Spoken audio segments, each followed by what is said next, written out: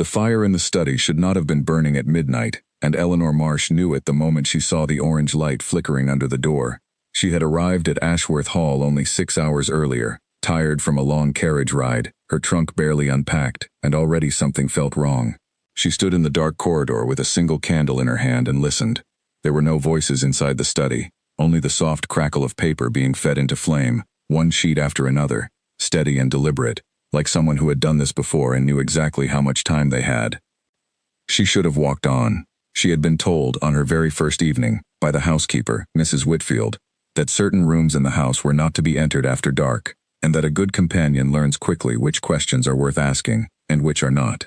But Eleanor had never been good at leaving a mystery alone, even when her safety depended on it, and so she pressed her hand against the cold wood of the door and pushed it open just a crack. Inside, a man she did not yet know stood before the hearth with a stack of letters in his hand, feeding them to the fire one by one. He was tall, dressed in a fine dark coat despite the late hour, and his face, lit orange by the flames, carried an expression of grim duty rather than guilt. He did not look like a man committing a crime. He looked like a man finishing a task he had long dreaded and wished to be rid of forever. Eleanor did not make a sound, but the floorboard beneath her shifted, and the man turned sharply toward the door. For a moment, neither of them spoke. Then he set the remaining letters down on the mantel, out of the fire's reach, and studied her with an intensity that made her chest tighten. "You must be the new companion," he said. His voice was calm, but there was a warning folded inside it. "Eleanor Marsh, is it?" "Yes, sir." She curtsied out of habit, though her heart was pounding. "I did not mean to intrude. I saw the light and thought something might be wrong." "Nothing is wrong," he said, though his eyes flicked briefly to the letters still waiting on the mantel, as if he regretted not finishing before she arrived. "You will find, Miss Marsh, that in this house it is often wiser to see nothing at all." It was not a threat, not exactly, but it settled into her like one. She curtsied again and withdrew, closing the door softly behind her, and stood alone in the corridor with her candle trembling slightly in her hand. She did not yet know that the man she had just met was Edmund Ashworth, the Duke of Ashworth, master of the house she had come to serve. She only knew that whatever he had been burning, he had wanted it gone before morning, and that the ash left behind would carry a secret far heavier than she could imagine. By the time the sun rose, Eleanor had convinced herself she had overreacted. Grand houses had their share of private matters, and a duke burning old letters was hardly proof of wrongdoing. She dressed carefully, pinned her hair the way her mother had taught her, and made her way down to the breakfast room to begin her actual duties, which were, in theory, simple enough. She had been hired to keep company with Lady Margaret Ashworth, the Duke's elderly mother, whose health had grown fragile over the past year, and whose days were now spent mostly within the walls of her private sitting room. Lady Margaret turned out to be sharper than Eleanor expected. Though her body had weakened, her mind remained clear, and her pale blue eyes studied Eleanor with the same careful attention a merchant might give to a coin, checking for flaws before accepting it as genuine. "So you are the girl my son hired," Lady Margaret said, not unkindly, from her chair by the window. "Sit, tell me about yourself. Where is your family from?" Eleanor answered honestly. Her father had been a modest landowner who lost most of his fortune to bad investments before he died, leaving her mother and younger brother dependent on relatives who were not especially generous. Eleanor had taken the position at Ashworth Hall not out of ambition, but out of necessity, and she said so plainly, because she sensed that Lady Margaret would see through any attempt at flattery. The old woman listened, nodded slowly, and then said something that stayed with Eleanor for the rest of the day. "Necessity makes for honest servants," she said. "Ambition makes for dangerous ones. I hope you remain the former, Miss Marsh, for your own sake." Eleanor did not fully understand the warning at the time, but she filed it away, the same way she filed away the memory of the burning letters and the Duke's quiet caution in the corridor. She was beginning to understand, without yet having proof, that Ashworth Hall was a house built on careful silences, and that everyone within its walls had learned long ago which doors not to open. Her days settled into a rhythm over the following week. She read to Lady Margaret in the mornings, walked with her in the garden when the weather allowed, and sat with her through long afternoons of needlework and quiet conversation. The old woman spoke often of the past, of grand parties and important guests, of a family name that had once stood among the finest in the land.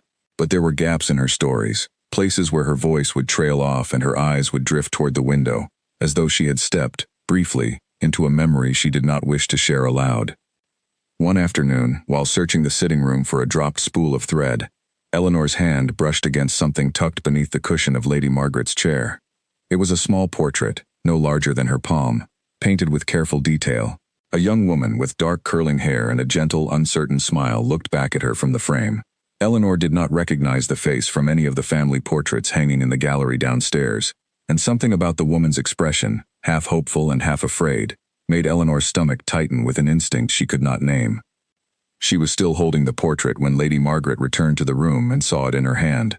The old woman's face went pale, and for the first time since Eleanor had arrived, she looked truly frightened rather than merely frail. "Give that to me," Lady Margaret said, her voice sharper than Eleanor had ever heard it. Eleanor handed it over at once, apologizing, explaining she had only found it while looking for the thread. Lady Margaret clutched the portrait to her chest and closed her eyes, breathing slowly, as though steadying herself against a wave of memory.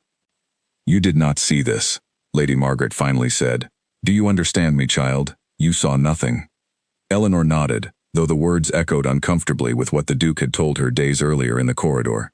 It seemed the entire household spoke this same quiet language, the language of things that must be seen and instantly forgotten, and Eleanor was beginning to suspect that the woman in the portrait was somehow tied to whatever the Duke had been burning that first night. That evening, unable to shake her curiosity, Eleanor found herself in conversation with Mrs. Whitfield, the housekeeper, while helping to fold linens in the small room off the kitchen. Mrs. Whitfield was a stout, practical woman who had served the family for over 20 years, and though she was normally guarded in her speech, the quiet of the evening and the simple work of folding cloth seemed to loosen her tongue slightly. "You've been asking questions," Mrs. Whitfield said, not looking up from her work. It was not an accusation, merely an observation. "I have not meant to pry," Eleanor said carefully, "but there are things in this house that seem heavier than ordinary family matters. I only wish to understand enough to do my duties properly, without causing offense." Mrs. Whitfield was quiet for a long moment, her hands still moving over the linen out of habit rather than attention. "There was a time, many years ago, when this family nearly lost everything," she said finally. "Not through scandal of the ordinary kind, the kind that fades within a season. Something deeper, something that could have ended the family name entirely, had it become known." "What happened?" Eleanor asked, though she kept her voice low, aware of how easily such conversations could be overheard. "That is not mine to say," Mrs. Whitfield replied, and there was real regret in her voice, as though she wished she could offer more. "I will tell you this much, because I think you deserve some warning, given where you have chosen to work. There are people still living who were harmed by what happened here in 1791, and there are people still living who worked very hard to make certain the truth was never known. If you stay in this house long enough, Miss Marsh, you will find yourself standing between the two, whether you wish to or not." Eleanor thought of the burning letters, the frightened portrait, Lady Margaret's trembling hands, and the Duke's calm, careful warning in the corridor. She thought of the words necessity makes for honest servants, ambition makes for dangerous ones, and wondered, with a chill she could not quite explain, which one she was about to become. Over the following days, Eleanor noticed small details she had previously overlooked, the way small details accumulate once a person begins truly paying attention. A portrait removed from the gallery downstairs, leaving behind a faint rectangle of unfaded wallpaper where it had once hung. A locked door on the third floor that none of the other servants would discuss, not even in passing conversation. A solicitor, a stern man named Mr. Bennet Coleman, who visited twice within her first fortnight, and spoke to the Duke in tones too low to overhear, though his sharp, clipped voice occasionally rose enough for fragments to carry through closed doors, fragments like the arrangement must hold and she must never learn the truth. Eleanor began, almost without deciding to, keeping a small private record of what she observed. She told herself it was simply a habit of an orderly mind, a way of organizing her thoughts in an unfamiliar household, nothing more. But late at night, writing by candlelight in the small notebook she kept hidden beneath her mattress, she knew she was doing something more deliberate than that. She was building, piece by piece, an understanding of a secret the family had spent decades trying to bury, and some quiet, stubborn part of her refused to let it disappear entirely, even if she never spoke a word of it aloud. She did not yet know the full truth. She did not know the name Charlotte, or the year 1791, or the daughter who had been sent away and given a new name before she was old enough to remember her own. She only knew that the Duke carried a grief he worked hard to hide, that his mother guarded a portrait as though it were the last piece of someone she had loved and lost, and that somewhere within the walls of Ashworth Hall, the truth waited patiently for someone brave enough, or foolish enough, to uncover it. On the night she finally decided to return to the study, drawn by a need to see what remained among the ashes the Duke had left behind weeks earlier, Eleanor told herself she was only being thorough, only satisfying a small and harmless curiosity. But as she crept down the darkened corridor with her candle shielded against the draft, she understood, with a certainty that settled deep in her chest, that she had already stepped past the point where she could simply see nothing and forget. She had chosen, whether wisely or not, to know.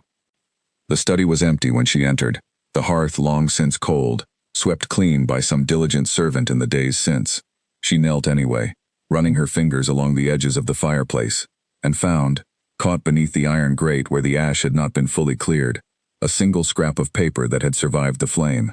Only a few words remained legible upon it, written in a careful, feminine hand, and as Eleanor read them by candlelight, her breath caught in her throat. The words read, simply, "Forgive me. My daughter will never know my face," and beneath them, a single name, half burned away at the edges, Charlotte. Eleanor sat back on her heels, the scrap of paper trembling between her fingers, and understood, for the first time, that the secret of Ashworth Hall was not simply a scandal to be whispered about at dinner parties. It was a wound, still open after all these years, carried silently by everyone who lived within these walls, and she had just become the one outside the family to hold a piece of it in her own hands. A door creaked somewhere above her, and Eleanor froze, the scrap of paper still clutched in her fingers. Footsteps moved slowly along the corridor overhead, unhurried, the steady tread of someone who had walked these halls for years and knew every board that groaned beneath weight. She waited, barely breathing, until the sound faded, and only then did she rise, tuck the paper into the folds of her sleeve, and slip from the study as quietly as she had entered it. She did not sleep that night. She lay awake in her small room at the end of the servants' corridor, staring at the ceiling, turning the fragment of paper over in her mind again and again. "Forgive me. My daughter will never know my face. Charlotte." The words felt like the edge of something enormous, a shape she could sense in the darkness but not yet see whole. Who was Charlotte, and what had she done, or what had been done to her, that required such a desperate apology? And whose daughter had never known her mother's face? By morning, Eleanor had resolved to be careful. She understood now that whatever secret lived within Ashworth Hall was not a matter of idle gossip, but something the family had worked hard, and perhaps ruthlessly, to keep buried. If she wished to learn more, she would need patience, and she would need to appear, at all times, as though she suspected nothing at all. Her opportunity came sooner than she expected. Lady Margaret's health took a sudden turn for the worse that same week, and the household fell into a hush of quiet urgency. Physicians came and went, their expressions grim, and the Duke himself began spending long hours at his mother's bedside, his composed exterior cracking, just slightly, under the weight of watching her fade. Eleanor, whose duties had centered entirely around Lady Margaret's company, found herself present for many of these private hours, trusted now in a way she had not been before, simply because there was no one else available to sit through the long nights of watching and waiting. It was during one such night, when the Duke believed his mother asleep and Eleanor merely a quiet presence by the fire, that Lady Margaret began to speak in her sleep, her voice fragile and distant, calling out a name Eleanor had already come to recognize. "Charlotte." The Duke, seated beside the bed, went utterly still, his hand tightening around his mother's frail fingers, and for a long moment he said nothing at all. Then, so quietly that Eleanor almost missed it, he whispered, "I know, Mother, I know." Eleanor kept her eyes fixed on her needlework, her heart pounding, pretending she had heard nothing, but she had heard everything, and in that single moment, she understood that the Duke himself carried the weight of whatever had happened to Charlotte, that his careful composure was not indifference, but a mask worn over years of private grief. Lady Margaret died 11 days later, quietly, in the early hours of the morning, with only the Duke and Eleanor present in the room.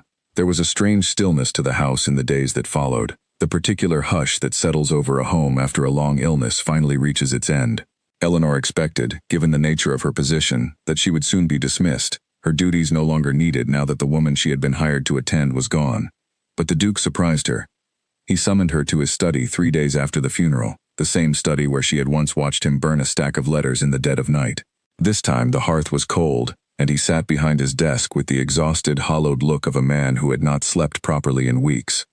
"I understand you were a comfort to my mother in her final days," he said. "She spoke well of you, in the moments when she still had the strength to speak at all." "She was very kind to me, Your Grace," Eleanor said, though the words felt inadequate for the complicated woman she had come to know. The Duke studied her for a long moment, his fingers steepled beneath his chin. "I find myself in an unusual position, Miss Marsh. My mother's passing leaves certain matters of the household unsettled, and I confess I have grown accustomed to your quiet manner. I would like to offer you a continued position here, managing correspondence and keeping the household records in order, if you are willing to stay." Eleanor accepted, though she was aware, even as she spoke the words, that she was choosing to remain inside a house built on secrets, rather than walking away while she still could. Some part of her told herself this was practical, that a position with a duke's household was not one to be discarded lightly, especially for a woman in her circumstances. But another part of her, quieter and more honest, knew the truth. She wanted to understand what had happened to Charlotte. She wanted to know whose daughter had grown up never knowing her mother's face. And she wanted, more than she was willing to admit even to herself, to see whether some measure of justice might still be possible after all these years. Her new duties gave her far greater access to the house than before. She began organizing correspondence that had accumulated for years in dusty boxes within the study, sorting old letters, invoices, and legal documents under the Duke's occasional, distracted supervision. It was tedious work, but it placed her exactly where she needed to be, and she used the opportunity carefully, reading everything twice, memorizing details, and occasionally, when she judged it safe, copying fragments into her private notebook at night. It was during this work that she first encountered the name Bennett Coleman attached to something more concrete than a hurried visit and a lowered voice.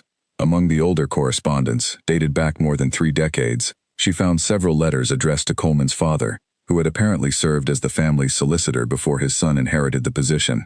The letters were businesslike in tone, discussing property matters and legal arrangements, but one phrase, repeated across several of them, caught her attention immediately.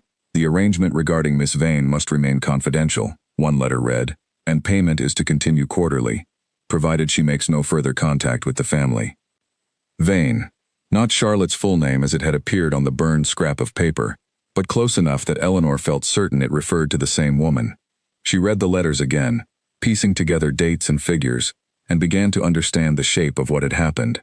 Charlotte Vane had received payments from the family, quarterly, for years, on the condition that she remain silent and stay away. It was the language of a bargain struck to keep something hidden, and Eleanor's mind returned immediately to the words on the burned scrap of paper. "Forgive me. My daughter will never know my face." Had Charlotte been paid to give up a child? Had that child been the Duke's own daughter, born outside of a proper marriage, and quietly sent away before the scandal could touch the family name? Eleanor did not yet have proof of this, only fragments and instinct, but the pieces were beginning to align in a way that made her stomach turn with a mixture of sorrow and anger.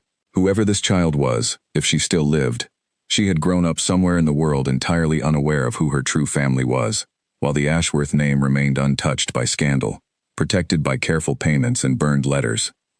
She was still turning these thoughts over one evening, seated at the desk in the study long after the rest of the household had retired, when the door opened without warning, and Mr. Bennett Coleman himself stepped inside. Eleanor had not expected him. His visits had grown less frequent since Lady Margaret's death, and she had not heard any carriage arrive. He looked at her with a cold, appraising expression, his eyes flicking briefly to the stack of old letters spread across the desk before returning to her face. "Miss Marsh," he said, his tone pleasant on the surface but carrying an unmistakable edge beneath it. "I understand you have taken on a great deal of responsibility since Lady Margaret's passing, organizing the family's private correspondence, I am told." "Only what His Grace has asked of me," Eleanor replied carefully, resisting the urge to gather the letters closer, aware that any sudden movement would betray more than her words could conceal. Coleman crossed the room slowly, his hands clasped behind his back, and stopped beside the desk, glancing down at the letters with an expression that gave nothing away. "You strike me as an intelligent young woman," he said. "Intelligent enough, I hope, to understand that some matters within a great family's history are best left undisturbed. Old business arrangements, old debts settled long ago, hold little interest for anyone beyond the accountants who once managed them. It would be a shame for a promising position to be complicated by unnecessary curiosity." The warning was unmistakable now, delivered with the same calm precision as the Duke's caution in the corridor weeks earlier, though Coleman's version carried a colder, more calculating edge. Eleanor met his gaze and forced her voice to remain steady. "I have no interest in matters that do not concern my duties, sir. I am simply organizing what I have been asked to organize."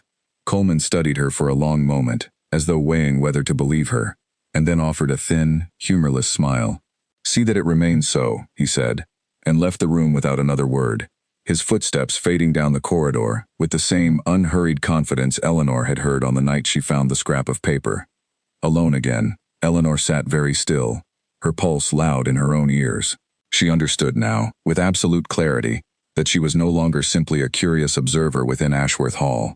She had become someone worth watching, someone whose questions, however carefully hidden, had already drawn attention from the one man in the household most invested in keeping the past buried.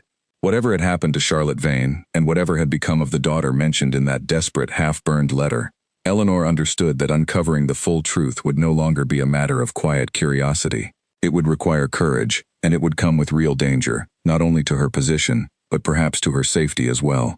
She gathered the letters carefully, returned them to their proper place among the boxes, and extinguished the candle before making her way back to her room. But before she slept, she took out her private notebook one final time and wrote down everything she had learned that evening. Every name, every date, every fragment of the arrangement Coleman had been so eager to protect. She did not yet know how she would use this information, or whether she would ever have the chance to use it at all. But she understood, with a growing sense of purpose that steadied her fear rather than replacing it, that she would not stop now. Someone, somewhere, deserved to know the truth of who they were, and Eleanor Marsh had decided, quietly and without ceremony, that she would be the one to make certain that truth was never lost again.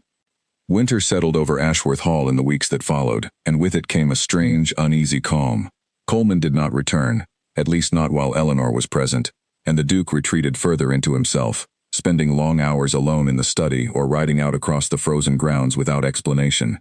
Eleanor continued her work quietly, careful never to appear as though she were searching for anything beyond her ordinary duties, though her private notebook grew steadily fuller with every small detail she managed to gather. It was on a bitterly cold evening, when snow had begun to fall heavily against the windows and most of the household had already retired, that the Duke summoned her to the study once more. She arrived expecting instructions regarding the following day's correspondence, but found him instead seated not behind his desk, but in the armchair beside the dying fire, a glass of untouched wine resting on the small table beside him. He looked, in that moment, less like a duke, and more like an ordinary man worn thin by years of carrying something too heavy to set down. "Sit, Miss Marsh," he said, gesturing to the chair opposite him. "I find I no longer have the strength to pretend everything in this house is as it should be, and I believe, given how carefully you have observed this family, that pretending with you any longer would be a waste of both our time." Eleanor sat carefully, her heart beginning to race, though she kept her expression composed. "Your Grace, I have never meant to overstep." "I know," he interrupted, not unkindly. "You have been remarkably discreet, all things considered. But discretion is not the same as ignorance, and I suspect you know a great deal more than you have ever said aloud." He paused, staring into the low flames of the fire, and when he spoke again, his voice had grown quieter, almost hollow. "My mother spoke a name in her final days that I imagine you overheard. Charlotte."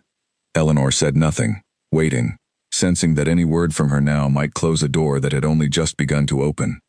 The Duke exhaled slowly, as though releasing a breath he had been holding for years. "I was a young man when I met her," he began. "Younger than you are now, in truth, though it feels a lifetime ago. Charlotte Vane was the daughter of a modest merchant family in the north, nothing close to the sort of match my father would have approved for the heir to a dukedom. But I did not care for approval in those days. I cared only for her." He described, slowly and with evident difficulty, how he had met Charlotte during a visit to a distant relative's estate, how their acquaintance had grown into something neither of them had planned for or fully understood at the time. He spoke of stolen afternoons, of letters exchanged in secret, of a courtship carried out entirely outside the awareness of his family, who believed him occupied with more suitable pursuits. And then, his voice dropping further still, he told her that in the autumn of 1790, believing themselves bound by love strong enough to weather any consequence, he and Charlotte had married in a small country chapel, witnessed only by a sympathetic clergyman and Charlotte's own brother, with no announcement made to either family. "It was a foolish, reckless thing to do," the Duke said, "and yet I have never once regretted the marriage itself, only what came after it." Eleanor's mind raced backward through everything she had gathered, the burned letters, the payments to Miss Vane, the daughter who would never know her mother's face, and she began to understand, with a mixture of sympathy and quiet horror, exactly where this story was heading. "My father discovered the marriage within the year," the Duke continued. "He was a man who valued the family name above nearly everything else, and he considered the match not merely inconvenient, but an existential threat to everything he had spent his life building. He was furious in a way I had never seen before, and frightened too, though he would never have admitted to fear. A secret marriage to a merchant's daughter, if it became known, would have invited ridicule from every corner of society. And worse, it would have called into question the legitimacy of any children born from it, complicating the succession in ways my father found intolerable. What did he do? Eleanor asked quietly, though some part of her already suspected the answer. He had the marriage annulled, the Duke said, his voice flat now, as though reciting a fact he had repeated to himself so many times it had lost the power to wound him freshly, even as it clearly still did. Quietly, through connections and considerable expense, the record was made to disappear, as though it had never happened. Charlotte was, by then, already carrying our child. My father arranged for her to be sent away, to a small property in the countryside, far from any connection to our family, with a settlement paid quarterly, on the condition that she never attempt to contact me, or reveal the truth of what had occurred. I was told at the time that the child had not survived. I believed this for years. Eleanor felt a chill move through her that had nothing to do with the cold outside. But she did survive, she said softly. The daughter. The Duke's hands tightened around the arms of his chair, and for the first time since Eleanor had known him, she saw something close to tears gathering in his eyes, though he fought visibly to hold them back. I learned the truth only recently, he said. My mother knew, it seems, for many years, though she said nothing to me, believing perhaps that silence was a kindness, or perhaps simply obeying my father's wishes even after his death. She kept a portrait of Charlotte hidden in her sitting room, and among her private papers, discovered only after her passing, I found a letter confirming that the child, a daughter, had lived. She was placed, as an infant, with a family in a distant county, given a new name, and raised with no knowledge whatsoever of her true parentage. Do you know where she is now? Eleanor asked, though she already sensed the answer would be no, or at least not with certainty. I do not, the Duke admitted. The trail, as far as my mother's papers reveal, grows cold sometime in her early childhood. The family who took her in may have moved, may have given her yet another name, may not even know themselves the truth of her origins. I have a daughter somewhere in this world, Miss Marsh, a grown woman by now, who believes herself to be someone else entirely, who has no notion that she carries the blood of this family, and who was denied even the smallest chance to know her own mother. Eleanor thought of the burned scrap of paper. Forgive me, my daughter will never know my face, and understood now that these had been Charlotte's own words, written perhaps in a final letter she never had the chance to send, or one that had been intercepted and destroyed before it could reach anyone at all. And Charlotte herself, Eleanor asked carefully, what became of her? The Duke's expression darkened further, and he was quiet for a long moment before answering. She died 11 years ago, according to the records Coleman's father kept. A fever, I am told, though I have no way of knowing whether that is the full truth or merely the convenient one. She lived her final years alone, in a small cottage far from everyone she had ever loved, believing, I imagine, that her daughter had been raised somewhere safe and comfortable, never knowing that I myself had been told the child had died at birth. We were both lied to, Miss Marsh, in different ways, by the same careful hands that wished this entire matter to disappear. Eleanor sat in silence, absorbing the full weight of what she had just heard. It was one thing to suspect a family secret, to piece together fragments of payments and burned letters into a shape resembling scandal.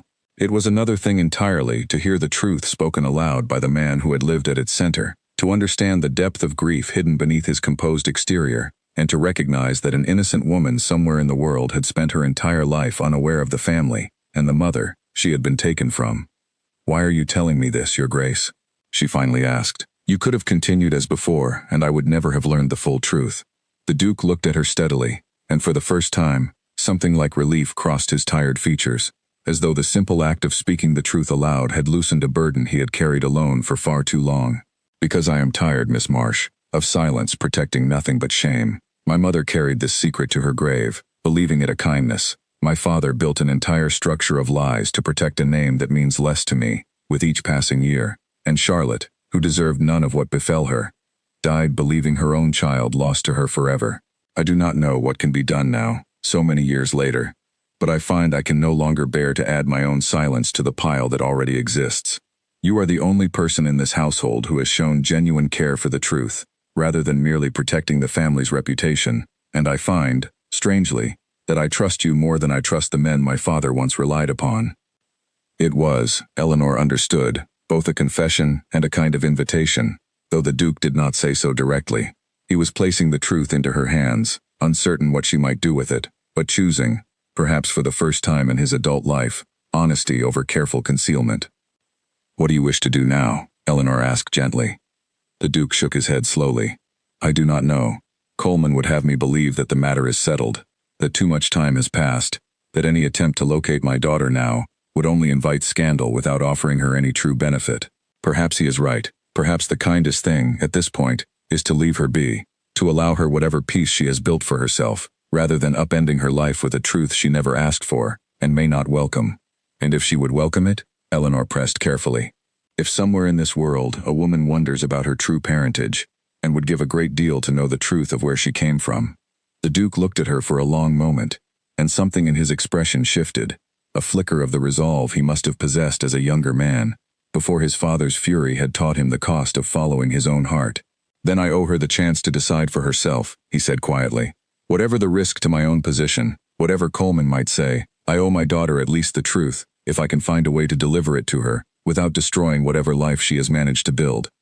It was, Eleanor understood, a dangerous decision, one that placed the Duke directly against the careful arrangements his father and Coleman's father had constructed decades earlier, arrangements that Coleman himself clearly intended to preserve at any cost. She thought of his visit to the study, his thinly veiled warning, his cold insistence that old matters were best left undisturbed, and she understood that if the Duke pursued this path, Coleman would not simply stand aside and allow it. "I will help you if you wish it," Eleanor said, surprising herself with the steadiness of her own voice. "I have already begun gathering what fragments exist among the old correspondence. If there is any way to trace where Charlotte's daughter was placed, I believe we may find it together." The Duke studied her with something close to gratitude, though exhaustion still weighed heavily upon his features. "You understand the risk you are taking," he said. "Coleman will not welcome your involvement, and my father's old allies still hold considerable influence, even now. If this matter becomes known before we are prepared to manage it properly, the consequences could fall as heavily upon you as upon this family." "I understand," Eleanor said, and found, to her own surprise, that she meant it fully. She thought of Charlotte, dying alone in a distant cottage, believing her daughter lost forever. She thought of a woman somewhere in the world, living under a name that was not truly her own, unaware of the mother who had loved her enough to write "forgive me" with her final breath. Whatever danger lay ahead, Eleanor understood that she could not, in good conscience, turn away from the truth now that she held so much of it in her hands. They spoke long into the night, the fire burning low beside them, piecing together every fragment the Duke could recall from his mother's final papers, and everything Eleanor had gathered from the old correspondence. A county mentioned in one letter, a family name, incomplete, in another, a date of placement that might, if fortune favored them, be matched against parish records somewhere in the country. It was thin, uncertain work, built more on hope than evidence. But by the time Eleanor finally returned to her room in the early hours of the morning, she carried with her a new sense of purpose that steadied even the fear gathering quietly beneath it. She did not yet know how difficult the path ahead would prove, or how determined Coleman would be to prevent them from ever reaching the truth. She only knew that for the first time since arriving at Ashworth Hall, she was no longer merely observing a secret from the shadows. She had become part of the effort to undo the harm it had caused, and whatever the cost, she found she could not bring herself to regret the choice. Word travels quickly within a household, even when every effort is made to keep it contained, and it was not long before Eleanor sensed a change in the way certain members of the staff regarded her. Small things, at first. A maid who had once greeted her warmly now avoided her eyes in the corridor. A footman who lowered his voice whenever she passed, as though sharing something not meant for her ears. Eleanor said nothing of it to the Duke, unwilling to burden him with suspicions she could not yet prove, but she began to move through the house with a heightened awareness, cataloging every small shift in behavior the way she once cataloged burned letters and half-remembered names. The confirmation came less than a fortnight after her late-night conversation with the Duke in the study. She was summoned, without warning, to a small parlor on the ground floor, where she found Mr. Bennett Coleman waiting for her alone, seated with the composed patience of a man who had rehearsed exactly what he intended to say. "Miss Marsh," he said, gesturing to the chair across from him. "Please, sit. I believe we have matters to discuss." Eleanor sat, keeping her posture straight, her expression carefully neutral, though her pulse had already quickened. "I was not aware we had business together, sir." "Come now," Coleman said, his voice carrying the same thin, humorless smile she remembered from their previous encounter. "I think we both know that is no longer true. His Grace has confided in you a great deal, it seems, regarding matters that were settled, at considerable expense and effort, decades before either of us were entrusted with this family's affairs. Eleanor said nothing, waiting, unwilling to confirm or deny anything, until she understood exactly what Coleman intended. "I will speak plainly," Coleman continued, folding his hands together on the small table between them. "The arrangement my father constructed in 1791 was not born of cruelty, whatever you may have concluded from the fragments you have gathered. It was born of necessity. A duke's marriage, once entered into, cannot simply be dissolved without consequence, and had the truth of that marriage become known, along with the birth of a child from it, the resulting scandal would have destroyed not only the family's reputation, but the security of every servant, tenant, and dependent who relies upon this estate for their livelihood. My father protected far more than a single family's pride, Miss Marsh. He protected an entire community that depended upon this family's continued standing." "And Charlotte Vane?" Eleanor asked quietly, unable to hold the question back. "What did the arrangement protect her from?" "Precisely." Something flickered briefly across Coleman's composed features, gone almost as quickly as it appeared. "Miss Vane was compensated generously for her cooperation," he said, "more generously than her own family could ever have provided her. She lived comfortably, by the standards of her station, for the remainder of her days." "She lived alone," Eleanor said, her voice sharper than she intended, "separated from her own child, believing, by the account His Grace gave me, that the truth of her daughter's survival was kept from her as thoroughly as it was kept from him.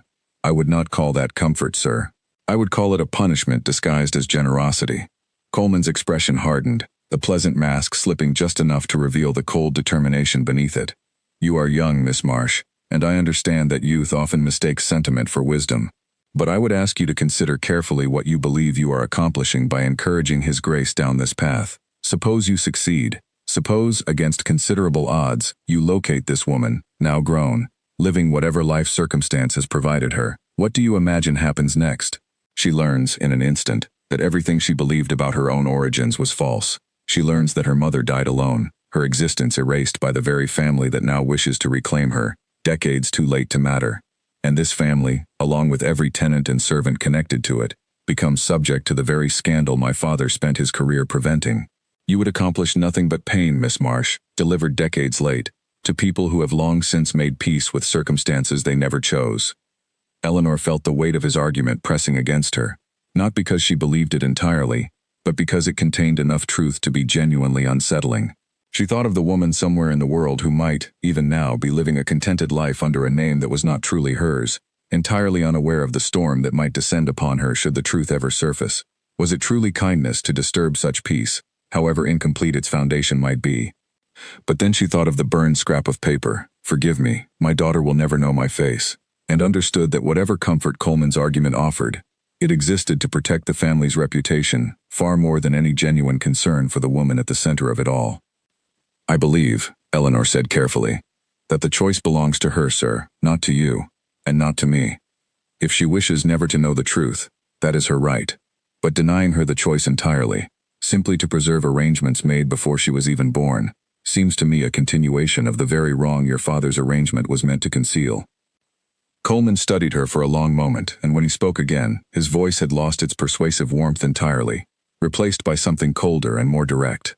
"I had hoped to appeal to your reason, Miss Marsh, but I see now that sentiment has taken firm hold. Very well. I will be direct instead. I have prepared a document affirming that no marriage between His Grace and Miss Vane ever took place, that any funds provided to her were made as an act of charity toward a distant acquaintance, and that you, in your review of the family's correspondence, found nothing to suggest otherwise. I would ask you to sign it." Eleanor's stomach turned cold. "You are asking me to lie, sir, in writing, regarding matters I know to be false. I am asking you to protect this family, and by extension, everyone who depends upon it, including yourself," Coleman said. "Your position here, your reputation, your future prospects, all of these depend a great deal upon your continued good standing within this household. I would hate to see a promising young woman jeopardize her own future over sentiment for a scandal that predates her own birth by many years." The threat, though delivered in calm, measured tones, was unmistakable now, and Eleanor understood that Coleman was prepared to use whatever influence he possessed to protect the arrangement his father had constructed, regardless of the cost to anyone standing in his way, including her. "I will not sign it," she said, her voice steady, despite the fear coiling tightly in her chest. Coleman's expression did not change, though something in his eyes grew noticeably colder. "Then I fear your position here may become considerably more difficult than you anticipated, Miss Marsh." Consider carefully whether the truth you champion is worth the price you may be asked to pay for it. He rose, gathered the document from the table, and left the room without another word, leaving Eleanor alone with her racing heart and the growing certainty that she had just made herself an enemy far more dangerous than she had previously understood. She told the Duke everything that same evening, and his reaction confirmed what she had already suspected, that Coleman's loyalty extended not to the family itself, but to the arrangement his father had built, an arrangement he seemed determined to preserve regardless of what the current Duke actually wished. "He served my father faithfully for many years," the Duke said grimly, pacing before the fire. "I believe in his own way. He genuinely believes he is protecting this family, but I no longer trust that his methods align with what I now understand to be right." He paused, turning to face Eleanor directly. "I am sorry that my decision to pursue this truth has placed you in danger. That was never my intention." "I made my own choice, Your Grace," Eleanor said firmly. "I do not regret it, whatever difficulties may follow." But the difficulties, when they arrived, proved more severe than either of them anticipated. Within days, Eleanor noticed that certain records she had been quietly reviewing, letters and documents that might have helped trace the county and family name mentioned in Lady Margaret's final papers, had disappeared entirely from the study, removed sometime during the night by hands she could only assume belonged to Coleman or someone acting on his instruction. Worse, whispers began circulating among the staff that Eleanor herself had been caught stealing from the family's private papers, a lie clearly intended to discredit her before she could gather enough evidence to act. The Duke defended her firmly whenever the rumors reached him, but Eleanor understood that Coleman's influence within the household ran deeper than any single conversation could undo. Tenants who depended upon Coleman's goodwill for various small favors began treating her with open suspicion. A letter she had written to a parish clerk in the county mentioned in Lady Margaret's papers, requesting records of any child placed with a local family around the relevant year, went unanswered, and when she wrote a second time, she received a curt reply stating that no such records existed, though something in the clerk's careful, evasive phrasing suggested the truth was more complicated than a simple absence of documentation. Eleanor began to understand, with mounting frustration, that Coleman was not merely obstructing her efforts through direct confrontation, but through a wider web of influence that reached far beyond the walls of Ashworth Hall itself, into parish records, local officials, and anyone else who might hold a piece of the truth she and the Duke were determined to uncover. Despite these setbacks, Eleanor refused to abandon the search. She began keeping her notes more carefully hidden than ever, no longer trusting even her own room to be entirely private, and she started copying every relevant document twice, once for her own private notebook, and once for a small hidden collection she began assembling beneath a loose floorboard she discovered in an unused corner of the servants' quarters.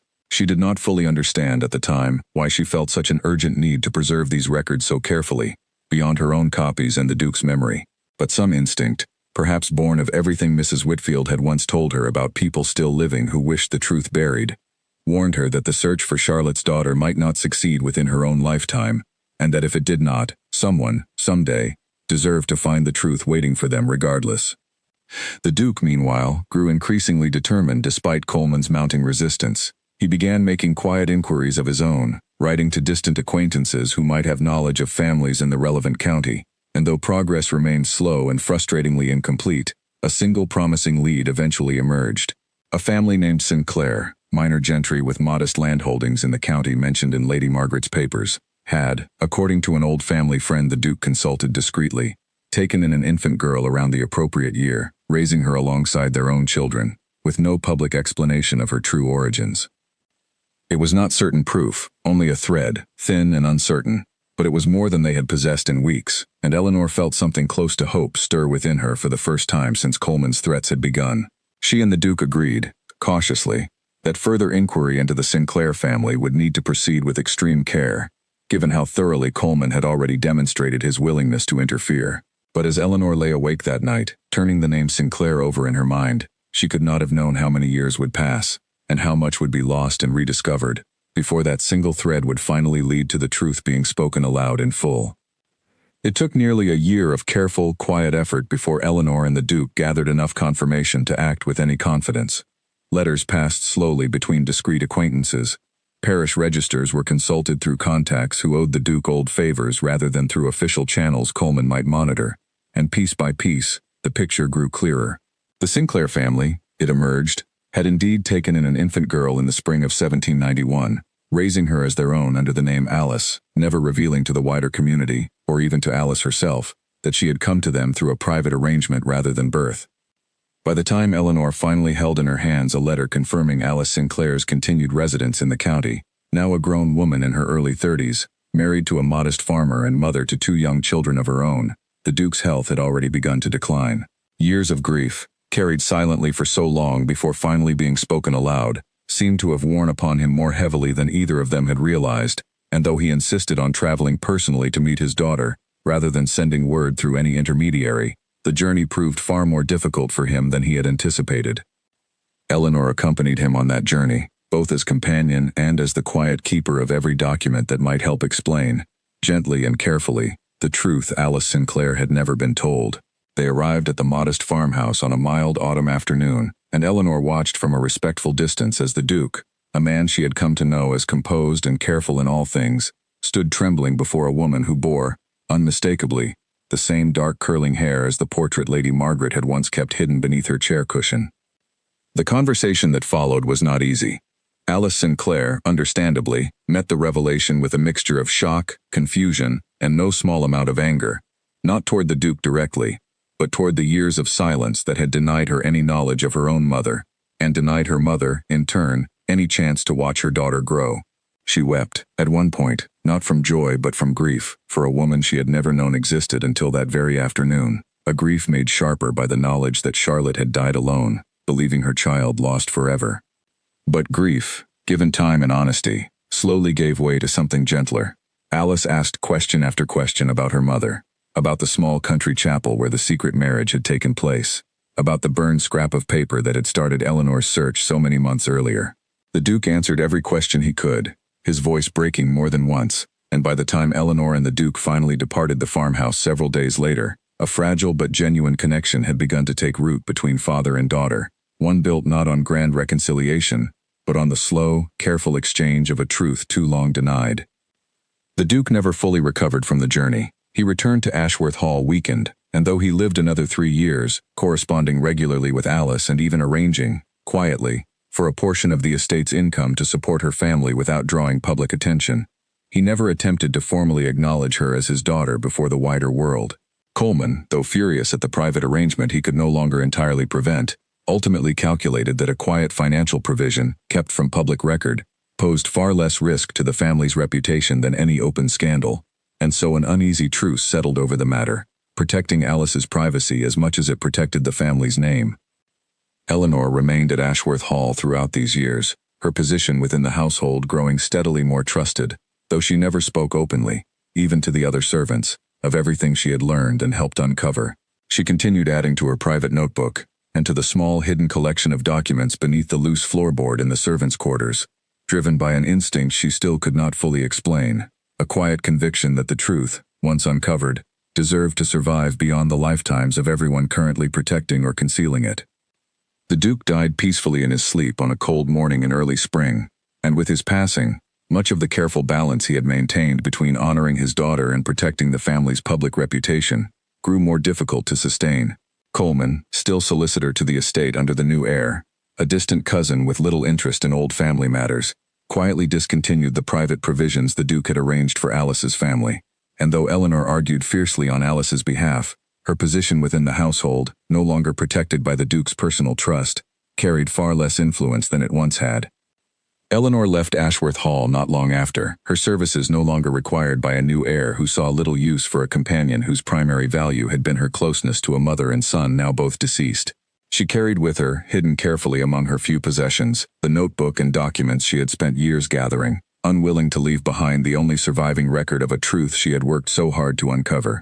She corresponded with Alice for the remainder of her life, a quiet, steady friendship built on shared history rather than shared blood, and though neither woman ever succeeded in fully repairing the damage done by decades of enforced silence, both found some measure of peace in simply no longer having to pretend the truth did not exist. Eleanor Marsh lived a long life, eventually marrying a modest schoolmaster and raising a small family of her own in a quiet village far from the grandeur of Ashworth Hall. She never spoke publicly of the scandal she had helped uncover, mindful always of the promise she had made to protect Alice's privacy, but she continued, until her final years, to update her private notebook with whatever fragments of the story reached her, determined that the full truth would not disappear simply because the people who lived it had grown old and quiet. Before her death, Eleanor placed the notebook, along with every supporting document she had carefully preserved over the decades, into a small wooden chest, sealed and labeled only with the words, "Not to be opened until the family itself wishes to know its own history." She entrusted the chest to her eldest granddaughter, along with instructions to pass it down through the family, generation after generation, until circumstances allowed the truth to finally emerge, without harming anyone still living who might be affected by its revelation.